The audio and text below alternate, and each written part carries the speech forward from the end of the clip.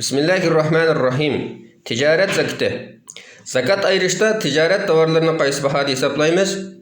Bu sualga sadece İslam bilimleri doğru sahibi Ustaz Doktor Abdülaziz Rahmetullah'ın bəgən fətvasını huzuruna sunuşunu doğru gördük. Sual. Assalamu alaikum. Biz ticaretçiler her yılı Ramazan'da zakat ayırışta kolumuzdaki tovar mallarını qaysı bahaq asasen hesaplaşını bilmey qalımız. Əslidiki setib alğan bahadımı yoki hazır bazar bahasıdımı? Toğrusu qaysı? Eğer kolumuzda naqd bolmay faqatlı tovar mal bolğan təqdirdə zakatni aşı mallarını ayırıp bersek bulamdı? Tushundirib qo'yishingizni so'rayman. Cevap. Ve aleyküm assalam ve rahmetullahi ve berekatuh. Barlıq əmdü sanalar Canabi Allah'a bolsun. Şundaqla Peygamberimiz sallallahu aleyhi ve sellemge, aile tavabatlarına, ashablarına ve uzatqa taki qiyomatgacha ergashganlarga durud salamlar bolsun. Edip setiş arqılıq payda tepiş gözlengen tovarlar ticaret malları qatarı kirdi. Ticaret tovarlarına hicriye kalendari boyunca bir yıl össe zakat berdigan çağdaki bazar bahası boyunca hesaplanıdı. Başqalarının alalaydigan qarzlar, şundaqla qo'lida ve bankada var naqd pullar, o pullar ticaret işletilsin yoki işletilmasin birdek tovarlar bahalanan qimmatga qo'shilib, uningdan başqalarga beradigan qarzlar chiqarib o'tilib, qolgan iqtisod nisobiga zakat berish farz bo'lish o'lchamiga yetsa, yilda bir qatim 2,5% miqdorda, ya'ni 40 dan biri zakat beriladi. 2 Ramazan o'tirida bu tovarlarning qimmati zakat berish o'lchamidan tövellab ketsimi, lekin Ramazanda shu o'lchamga yetsa, yana zakat ayriladi. Zakat berish o'lchami safliqi 21 karat ayarliq, ya'ni 87,5%lik 85 gram oltin yoki uning bahosidir. Allah Taala'nın ey müminler, sizler erişken narsalarning ve biz sizlarga zamindan chiqarib bergan narsalarning yaxshilaridan sadiq qilinglar. Baqara 267-oyat. Degan ayeti ticaret mallarida zakat vacib bo'lganligini ko'rsatdi. Chunki oyatdagi sizlar erishgan narsalar degan jumla tijoratni erishgan tovarlarni o'z ichiga oladi. Yana Alloh taolaning ey Muhammad, ularning mallarining bir qismini sadiq hisobda olganki. Tavba surasi 103-oyat. Degan oyatdagi mallarining degan kalimami har qanday halol mol mulkni ko'rsatdi. Bulardan boshqa yana xeyli ko'p oyat hadislarmi har qanday mol mulklarga muayyan o'lcham ostida zakat farz bo'lganligini dalillaydi. Yana sahabe kiramlar va salaflar, shundaqla ulamolar tijorat tovarlariga zakat keldiganligida birdaq qarashdi. İmam İbn Qudama kimki ticaret mallarına ega bo'lib, zakat o'lchamiga yetib, bir yil o'tsa, yil oxirida uni baholab qanchalik bo'lsa, uningdan 40 dan 1 yoki 2,5% zakat ayiradi. Olimlar orasida bir yil o'tishi jihatda boshqa qarash borligini bilmaymiz degan. Bu yerda bir qancha qoidani eskartib qo'yish kerak.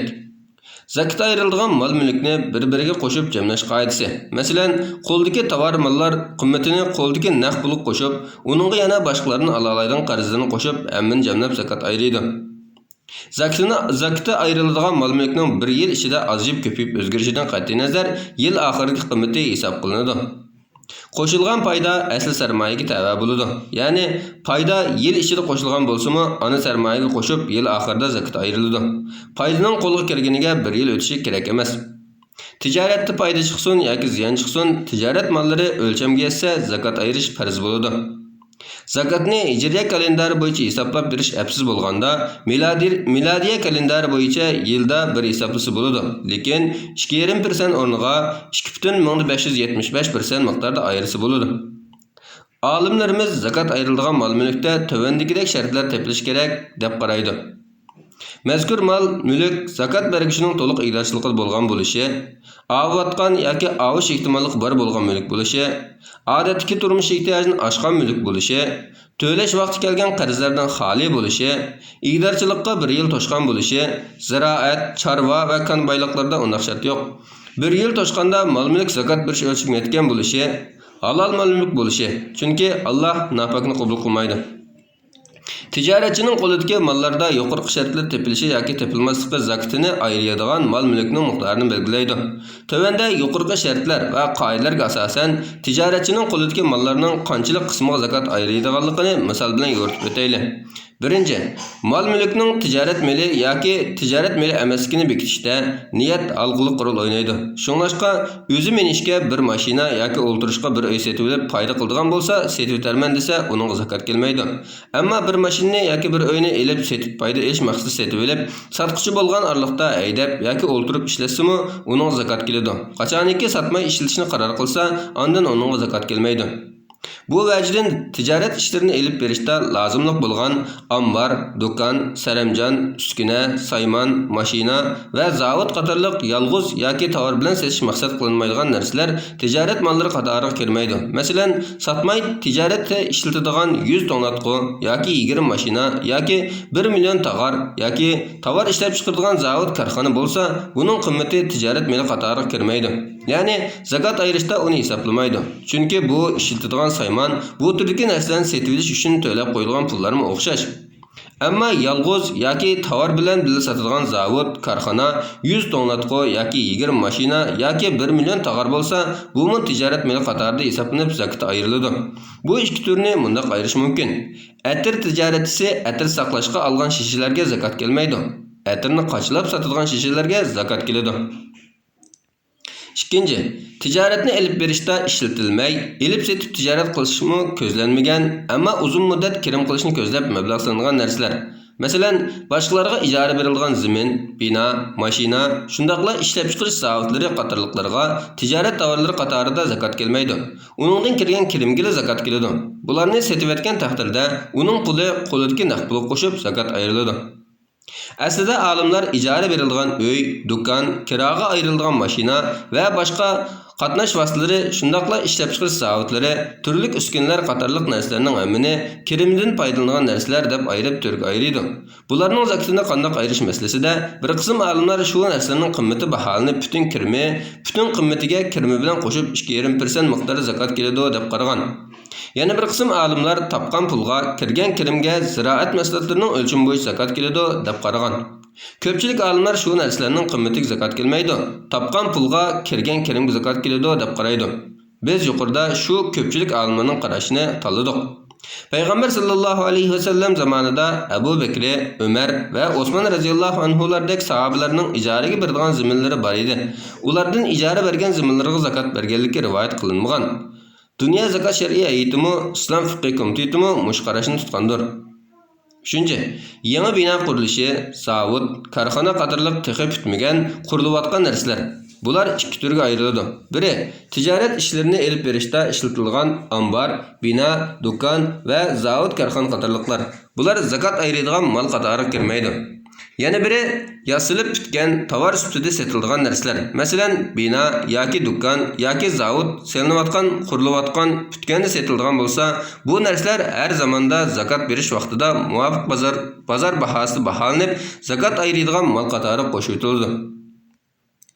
4. Tijorat markasi, tijorat ismi, imtiyoz, ijodiyat, avtorlik va patent huquqi degandek ma'naviy haqlarning qimmatiga elib setish haqida qilinmasa, e'lon va tashviqotga xarjlangan pulga, shundaqla shirkat qurish, anga oldirish, zavod korxonalarda ish boshlashdan burungi tajriba sinov va tadqiqotlarga kelarli xarajatlarga zakot kelmaydi. Bu xarajatlar odatda bir necha yilda xarjlanadi. Bular bir qarashqa saymon uskunlar qatorida, bir qarashqa tovar mal qatorida ko'rinadi. Lekin shunisi aniqki, bu xarajatlar aviydigan mal qatorida emas. Bir necha yil ichida xarjlanib ketadigan mal bo'lg'achqa, zakot ayriladigan mal qatoriga kirmaydi. Masalan, tadqiqot va tajribaga yoki e'longa $100,000 ajratildi. Bu $100,000 zakot kelmaydi. Bu xuddi ishlatilgan uskunaga o'xshash.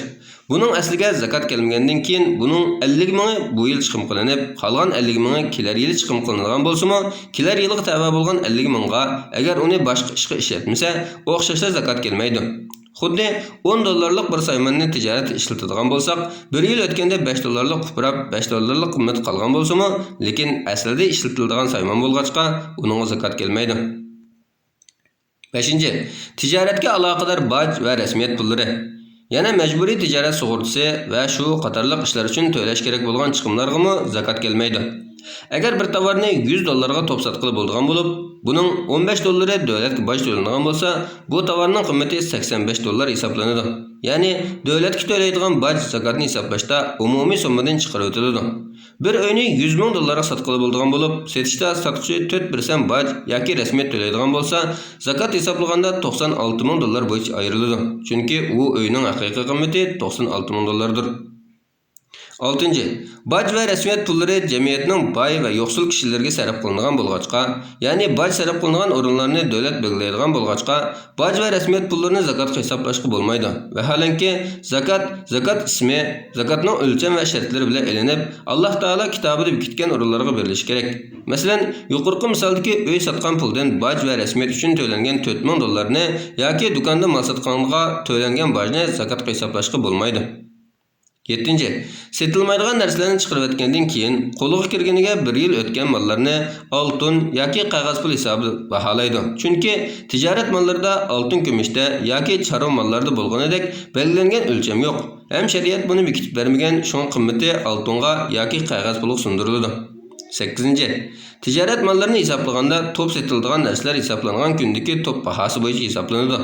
Mashina yoki uy zaminga qatorliq top setilmaydigan qimmatlik mallar hisoblangan kundagi bozor bahasi bo'yicha hisoblanadi. Bu ko'pchilik salaf solihlar va olimlarning kelgan qarash bo'lib, mushundaq baholanganda tovarning haqiqiy qimmati hisoblangan bo'ladi. Chunki zakat ayriladigan chaqda mazkur tovarning bahosi tushib ketgan bo'lsa, ammo qimmati burun setib olgan yuqori bahada hisoblansa tijoratchiga ziyon bo'ladi. Aksicha, mazkur tovarning bahosi o'sib ketgan bo'lsa, zakat burungi qimmat bo'yicha sarmoyaga kelib, foydasidan zakat berilmagan bo'ladi. Albuki, zakat ani pulg'imi, foydasiga keladi. 9. Yuqorida aytganimizdek, to'liq ishlanib bo'lgan setishga tayyor tovarlar zakat ayriladigan kunlardagi top bahosi bo'yicha hisoblanadi. Ammo texi ishlanayotgan, yerim ishlangan va yana ishlanishga ehtiyoji bor tovarlar tajribali kishilarning hozirgi turqini baholashi asosida hisoblanadi. Bu ham materiallar balkim bir yoki bir necha bosqichda ishlanib bo'lgan, yana bir qancha bosqich ishlanish kerak bo'lgan bo'lishi mumkin. Bularning hozirgi turqining bahasida baholaydi degan olimlarmi, ishlanib setilgan bahada baholaydi degan olimlarmi, ishlanmagan xam material asosida setib olingan bahada baholaydi degan olimlarmi bor. Eng to'g'risi, hozirgi turqining bahasida baholaydi degan qarashdir. Masalan, navat bilan kompot ishlab chiqarish uchun 100 tonna shakar setib olinib, buning 50 tonnasida navat yasaldi. Qolgan 50 tonnasi qiyam altida qoldi. Uningdan kompot ishlanmoqchi. Undaqda bu 50 tonna qiyam pishiqlangan kompot yoki o'z vaqtida elingan shakar bahasi hisoblanmay, bozordagi qiyam bahasida hisoblanadi. Texi hech ishlangan xam materiallar hozirgi top bahasi bo'yicha hisoblanadi. Bularning hammasi tijorat uchun tayyorlanayotgan, setiladigan tovarning bir qismi bo'lg'achqa, uningga zakat keladi. Masalan, mashina sanoatiga ishlatilgan temir, to'qimchilikdagi paxta va yeb, supun, ishlab chiqarishda ishlatiladigan yog', navat yoki kompot ishlanadigan shakar qatorli xam materiallar yil to'shqanda yoki Ramazonda bozordagi bahasida baholanib zakat ayriladi. Undan boshqa ishlab chiqarish ishlatiladigan, ammo ishlab chiqariladigan narsaning tarkibiga kirmaydigan tok, suv, yiqilg'i, tozalik materiallari qatorliq qo'shimcha materiallarga zakat kelmaydi. Masalan, navat ishlab chiqarishda zarur bo'lgan yiqilg'iga o'xshash. Bu materiallar yil oxirida ishlatilmagan holatda bo'lsa-mu, uningga zakat kelmaydi. Chunki bu tijorat tovari emas, elib setish uchun setilgan emas. U ishlab chiqarish jarayonida sarf qilinadi. Tovar setib olganda xaridorning qo'liga o'tmaydi. 10. Yo'lda kelayotgan vakolatchilarning, kargochilarning, mal yetkazuvchilarning qo'lidagi mallar omonat asosida muomala qilinib, mal qayerda bo'lsa, shu joyning bozor bahosida baholanib zakat ayriladi. Masalan, Turkiyadagi tijoratchining Urumchidagi bir do'konda omonat mali bo'lsa, qimmati Urumchidagi bozor bahosi bo'yicha hisoblanadi. London portida mal bo'lsa, Londondagi baho hisoblanadi. U mal Istanbul portiga kelib to'xtagan bo'lsa, Istanbul bahosida hisoblanadi va hokazolar. 11. Damallıqqa qo'lga topshirib olg'ili bo'lmaydigan, hukumat yoki tamojna uzun muddat tutib turayotgan yoki mahkama sotqizmayotgan mallar to'liq egdorchilik sharti to'shmag'achqa zakat ayrilgan mallar qatoriga kirmaydi. O'g'irlangan, musodara qilingan, yutib ketgan mallarga o'xshash. Shundaqla Xitoy zulmi sababli vatandagi zavod korxonalari, do'konlari, binolari qatorliq iqtisodni qo'lga ola olmay, uningdan foydalana olmay qolganlarmi u iqtisodga zakat ayirmaydi. Chunki shaxsning u iqtisodga qonuniy egdorchiligi bo'lsa-mu, lekin u iqtisod qo'lda emas. Masalan, do'kon bor kishi do'konni sotaydi, sota olmaydi. Ochaydi desa ocholmaydi. Albuki zakat keladigan iqtisodning sharti ham egdorchilikda bo'lish, ham qo'lda bo'lishdir. Ya'ni o'zi bevosita yoki vakillar qilib foydalana oladigan, avta oladigan va sota oladigan bo'lish shart. Albuki u mulkdorning undaq imkoniyati yo'q. To'liq iqtidorli bo'lish zakat farz bo'lishning eng muhim shartlaridan biri bo'lib, qarzdan xoli, ehtiyojdan ortiq, yilning boshi va oxirida to'liq iqtidorli bo'lgan, nisobga yetgan pul molga ega bo'lganda undan zakat farz bo'ladi. Chunki zakat mukammal ne'matga shukr etish yuzasidan farz bo'lgandir. Halbuki Xitoyning, qaroqchining, qo'ymichining, zo'ravonning, bulangchining qo'liga tushib qolgan mol-mulkning iqtidorligi bo'lsa, mukammal iqtidorchilik emasdir. Mal-mulki boshqalarning qo'liga tushib qolgan taqdirdami, o'zi lager yoki turmalarda yoki chet ellarda bo'lganlikdan mulkidan foydalanolmagan bo'lsa, uning to'liq iqtidorchiligi bo'lmagan bo'ladi. Demak, foydalanolmaslik iqtidorchilikni ojizlatadi. Asrning pul xajishiga chek qo'yilganlarning va qarzni qaytarib berishdan umid uzilganlarning iqtidorchiligimi shundoq. Buni olimlarimizning buni bayonlarida ta'kidlaydi. Ümit üzülgen mallarda zakat farz bo'lmaydi. Ümit üzülgen mal yutib ketgan, dengizga tushib ketgan, cho'l jaziralar ko'mib qo'yib, o'rnini unutib qolgan, o'zining ekanligiga dalil isbot yo'q, tortilingan, musodir qilingan mol-mulk va tenilangan qarz tonimaydigan kishiga qo'yib qo'yilgan, ondan kimligini bilolmagan omonat va shularga o'xshagan mallardir. Bu turdagi mol-mulklarni qachon qo'lga olib, 1 yil o'tsa, ondan uning zakatini bersa bo'ladi. 1 yil o'tkazmay qo'lga kirgan aman oldin ola berilish afzalroq. 12. Uzun muddat setilmay besib qolgan bozor kasat mallarmi tajribali kishilar tarafidan baholanib zakatga ayriladi. Masalan, $100 olgan tovar $10 tushib qolgan bo'lsa, $10 baholaydi. Oladigan odam bo'lmaganlikdan baholay olmasa, tijoratchilar setib olishi mumkin bo'lgan bahoda baholaydi. Lekin tijoratchining qo'lidagi mallarning hammasining bozori kasat bo'lib, qo'lida zakatga beradigan naqd pul bo'lmasa, pul topgan chaqda yoki u tovarlar setilganda o'tgan yillarnikini bersa bo'ladi.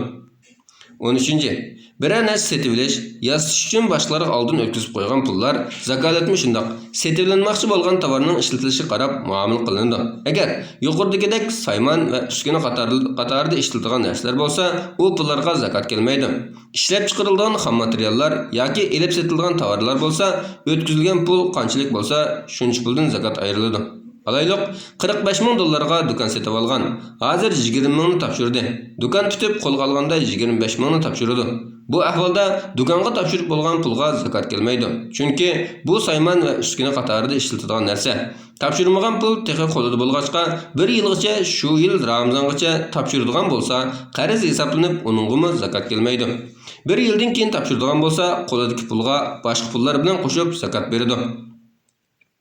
Masalan, o'tgan yil Ramazonda qo'lidagi iqtisodga zakat bergan, keyin do'kon setilib, do'kon pulining bir qismini to'lab bo'lgan, bir qismi, ya'ni 25,000 qolgan bo'lsa, bu qolgan pulni to'lash vaqti mush yil Ramazon qadar to'shadigan bo'lsa edi, buningga bu yil zakat bermaydi.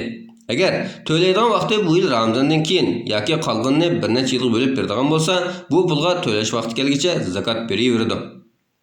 14. Banklardan kapolat xati elish uchun topshirilgan pullar, turli o'rinlarga topshirilgan kapolat pullari, bu pullarni muhlat to'shqandan keyin qo'lga ola oladigan bo'lg'achqa, boshqalar tutib turayotgan pul hisoblanib, zakat ayriladigan pul qatoriga kirmaydi. Xaridorlar va boshqalarga qarzlar, qarz cheklari va shunga o'xshab qoladigan boshqalarga o'tgan pullar, agar uni ola oladigan pul bo'lsa, zakat ayriladi. Erishga ko'z yetmasa yoki ola olmaslik ehtimolligi bo'lsa, buni qachon qo'lga olib 1 yil o'tsa, ondan uning zakatini bersa bo'ladi. 1 yil o'tkazmay qo'lga kirgan aman oldin ola berib o'tish afzalroq. O'tna qarz pullar o'xshash bo'lmaydi. Shunga zakat ayirishda hukmi farqli. Birinchi turi bir kishida $100,000 bu yil Ramazongacha qaytarilishi kerak bo'lgan qarz bor. Lekin hech qaytarib bo'la olmadi. Ramazondan keyin qaytarmoqchi. U kishi u qarzni tanmaydi. Qo'l ilkidimi bor. Qarz egisi ching turib olay desa ola oladi. Lekin savobli ish bo'lg'achqa muhlat berilgan bo'ldi. Undaqda bu qarz garchi egisining qo'lida bo'lmasa-mu, uning zakatini xuddi qo'lidagi puldek ayiradi. Agar qo'lida zakatga beradigan naqd pul bo'lmasa, qachon qarzni qo'lga olganda o'tib ketgan yillarning zakatini berish kerak. Hazrati Osman, Umar, Ibn Umar va Jabir radhiyallohu anhumlardanmi, Hasan Basri, İbrahim Naxai va Mujohid qatorliq tabiinlardanmi, agar qarz ishonchlik qo'lidagi bar kishilarda bo'lsa, egisi uningga qo'lida bar pullar bilan billa har yili zakat ayiradi. Chunki bu qarz o'zining qo'lidagi va uyidagi pulning o'rnida deb qaralib kelgan. Ikkinchi turi, berilgan qarz qo'l ilkida pul yo'q yoki tinib turib olayotgan yoki so'ralmalik qilayotgan kishida bo'lg'achqa qo'lga elishi bitayin qarzlar. Qarz bergichi ching tutib olay desimi ololmaydi. Bu turdagi qarzlarni biz yuqorida 12-nuqtada bayon qilganimizdek, qachon qo'lga elib 1 yil o'tsa, ondan uning zakatini bersa bo'ladi. Bir yıl ötküzmey qo'lga kirgan aman oldin ola berib o'tish afzalroq. Üçüncü türü texi qaytırış vaqti kelmagan. Masalan, 2 yıllık qarz bergan bo'lsa, bu yil Ramazonda 1 yil o'tdi. Yana bir Ramazonni qaytarmoqchi. Buningda olimlarning qarashlari farqli. Bir qismi u qarzga bu yillik tava zakat kelmaydi deydi. Lekin yana bir qismi ulamolar bu yil zakat ayirish vojib emas. U qarzni qo'lga olganda o'tib ketgan yillarning hammaga zakat beradi deb qaraydi. Hozirgi ko'pincha fatvo organlari keyingi qarashni kelmoqda. Keyingi qarash asosan shu berilgan qarzning zakatini qarz qaytarib qo'lga olgan qadar kechirish bo'ladi. Qarzni qo'lga olganda o'tgan yillar uchun uning zakatini ayiradi. Agar biror yil hisobini istirib qo'lga ololmay so'rilib ketgan bo'lsa, shu so'rilib ketgan yillarnikilar bermaydi. 15. Boshqalar sungan mulozimatga qarata to'lashga tegishli pullar. Masalan, do'kon, ambar va ishxona ijarasi, gaz, tok, suv puli, ishchi maoshlari qatorliqlar Ramazon qadar to'lanmagan bo'lsa, bu boshqalarning qarz puli bo'lg'achqa zakat ayriladigan mol qatoriga kirmaydi. 16. Bankalarda hisobda qo'yilgan pullarga har yili Ramazonda zakat ayriladi. O'sim chiqqan bo'lsa, o'simdan zakat ayirishga bo'lmaydi. Chunki o'sim harom bo'lib, harom moldan zakat ayirishga bo'lmaydi. O'sim chuqum umumiy musulmonlar manfaat uchun sarf qilinib, qo'ldan chiqarib o'tilishi sadiq qilinmasligi kerak. 17. Tijorat meliga harom aralashgan ahvolda buxgalterga hisoblatib, harom puldan qutulish lozim. Uni chiqarib o'tgandan keyin ondan halol puldan zakat ayiradi. Haram puldan zakat ayırmaydı. Çünkü Allah paktur, paknını qabul qiladi. Masalan, bir do'konda tamakim setiladigan bo'lsa, buning umum tijoratdagi persenti bo'yicha hisoblab chiqarib o'tadi. Shundaqla qo'lida bor bo'lgan aroq va harom tovarlarni mal hisoblamaydi. Agar bir tijoratchining qo'lidagi iqtisodning hammasi harom mal bo'lgan taqdirda, barliq olimlarning nazarida uningga zakat farz bo'lmaydi. Buning misoli aroq, cho'chqa go'shi, qimor, jazona va o'g'irlangan moldan kelgan pullar. Bular haramlık aniq bo'lib, ehtimollik bo'lmasa, shariatning nazarida qimmati bor mal deb qaralmaydi va uningdan shariat ko'rsatgan yo'l bilan qutulish kerak bo'ladi. Ya'ni uning bir qismini zakot ayirish kar qilmaydi. Hammani qo'ldan chiqarilish kerak. Imom G'azzali mundaq deydi: Agar qo'lida sop harom moldan boshqa mol-mulk bo'lmasa, uningga hajmi, zakatmi farz bo'lmaydi. Pul kafarat berishim kerak bo'lmaydi. Sap haram bo'lmay, shubhali mal bo'lsa, qo'lida saqlab qolgan taqdirda haj farz bo'ladi. Chunki u uning mulki deb hukm qilinadi. Boshqa farzlarmi shundoq. 18. Pay chek sherikchilik asosidagi tijoriy ishning sarmoyasiga nisbini ko'rsatgan hujjat bo'lg'achqa, agar bu pay chek halol doiradagi pay chek bo'lsa, ilib setib foyda olish uchun setilgan taqdirda zakat berish o'lchamiga va boshqa shartlarga uyg'un kelsa, pay cheklarning bozordagi bahosi bo'yicha zakat 2,5% miqdorda ayirish farz bo'ladi. Chunki bu mol-mulkdan iborat. Hozirgi davrdagi Islom fiqh komiteti va zakat qurultiyi qatorliq fiqh organlari halol doiradagi pay chekiga zakat ayirish farz deb qaragan. Agar pay cheklarni elib setib foyda olish uchun emas, bu pay cheklarning puliga zimin va turli narsalarni setib olib, u narsalarni ijaraga berish orqali yillik yoki fasllik g'allasidan foydalanish uchun setib olgan taqdirda, bu zimin mahsulotlarining zakatiga o'xshash pay chekining ana puliga zakat ayirmasdan, uningdan olgan yillik yoki fasllik foyda puliga qo'lga tegib 1 yil o'tganda 2,5% miqdorda zakat ayriladi.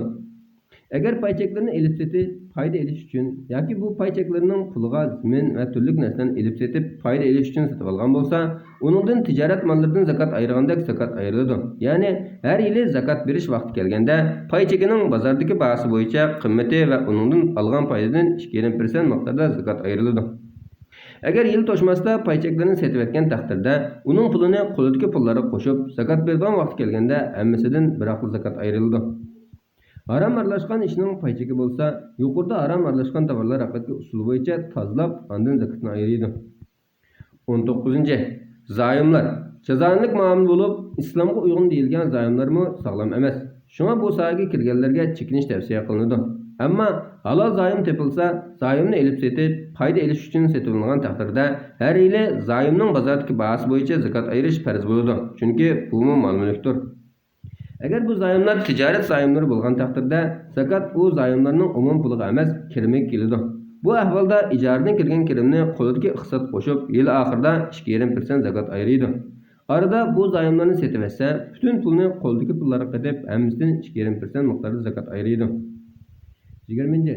Bo'rdoqchilik va boqmachilik tijorat qildiganlar tovar ustida elib setish uchun Baqqan tuxu, beliq, qo'y kala, at, töge ve töge quşu qatarlıq canlıq ve çarvalarının şundaqla yavayi hayvan ve yavayi canlıqlar zakat veriş ölçümge ve başlarına uygun kelse, bunun zakati ticaret meli qatarida yılda bir qitim 2,5% miqdar ayrıldı. En az degende 6 aydan köp müddet bilen haqsız otlaq yaylaqlarda köpeytiş, semretiş, sütünü sığış degandek niyetlerde bakılgan qo'y, o'chka, kala, töge qatarlıq çarvalarga 1 yıl öse zakat keladi. Bu tür mallarning zakat berish ölçümü ve zakat miqdori odatdagi tovarlardan boshqacha bo'lib, nuqul 2,5% bo'yicha emas, soni qarab muayyan nisbatda o'zgaradi. Ammo uningdan chiqqan süt va yun qatorliqlarga agar uningdan tijorat ko'zlansa, tijorat mollari qatorida baholanib 2,5% miqdorda zakat keladi. Agar yarim yil yoki uningdan ko'proq vaqt yem-qashak setilib boqqan bo'lsa, u chaqda yaylaqda beqilgan chorva mal bo'lmaydi. Davamlıq yoki ko'proq vaqt yem-qashakka beqilsa, chiqimning oshib ketishi sababli zakatni saqit qiladi. Lekin shundaqdimi uningdan chiqqan süt va yun qatorliqlarga agar uningdan tijorat ko'zlansa, tijorat mollari qatorida baholanib 2,5% miqdorda zakat keladi. Qo'y, kala, töge qatorliq chorva mal emas, buğa, kiyik, tuxu, to'shqon va yirtqich hayvonlarga ilib setish maqsad qilinmay, avutish va uningdan chiqqan narsalarning foydalanish uchun beqilsa, ularga chiqqan narsalar bilan billa tijorat tovarlariga o'xshash zakat keladi degan qarashmi, o'zga kelmaydi, chiqqan narsalar keladi degan qarash mavjud. Ammo yuk artish menish uchun yaylaqqa qo'yitilgan chorva bo'lsa, uningda avutish degan shart hosil bo'lmaganligi uchun zakat vojib bo'lmaydi. Endi ikinci meseleye gelsek, zakat sübtida ticaret mallarının öz cinsinden beriş gerekmi yoki pul sundurup pul beriş gerekmi ve yoki o iki usulunun qaysi birini tanlab ish tutish ixtiyorimi? Hanefi mezhepte ve İmam Şafii'nin bir qarshida qandaq bilish ticaretçinin ixtiyorligida. Masalan, ticaretçinin qo'lida necha tonna yong'oq yoki necha ming chapan bo'lsa, zakatni shu tovarning o'zini ayirib bersin bo'ladi. Qimmatida pul bersin bo'ladi. Lekin bu ahvolda hech kim olmaydigan tovarlarni qo'ldan chiqarib o'tish maqsad qilinsa, to'g'ri bo'lmaydi. İmam Ahmed qimmatini pul sundurup beradi degan ve İmam Qardavi mushqarashni tanlagan. Chunki yo'qsulga ishlatmaydigan tovar bo'lgan taqdirda uni azam bahada setitib ziyon tortishi mumkin. İmam İbn Taymiyya qatorliq olimlar amaliy ahvolga qarab yo'qsullarga qaysi eng munosib bo'lsa shu bo'yicha beradi degan. Masalan, yo'qsullarning uyda qolib ishlatish uchun ko'mirga ehtiyoji bo'lsa, ko'mir tijoratini qildigan kishi qo'ldagi ko'mirdan zakat ayirsa bo'ladi. Vallohu alam. Doktor Abdulaziz rahmatulloh 2020 yılı 5. ayının 19. günü.